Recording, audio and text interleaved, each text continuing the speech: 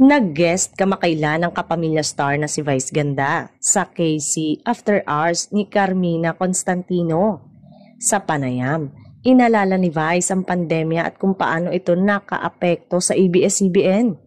Ayon kay Vice, it was a very stressful moment for everyone sa ABS-CBN.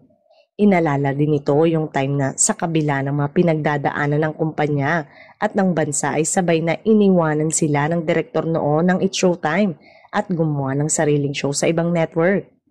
Nung pandemic, nasorpresa ang lahat. Wala ni isang may handa sa ganon. Akala namin, magpapaalam lang kami ng sandali lang.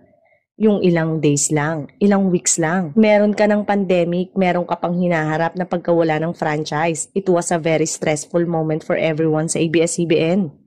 Eto din umano ang life-changing sa kanyang karera dahil kailangan niyang mag-step up.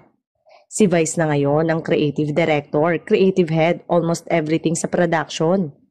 Dagdag pa ni Vice, para talagang basang sisiw kami noon. Kinailangan kong mag-set up at hindi niya hahayaang mawala ang palabas ng ganun lang. Yung tiwala na ibinigay ng mga boss at ng management na parang hindi niya umano pwedeng biguin, lalo na ang nabuo nilang pamilya sa It's Showtime.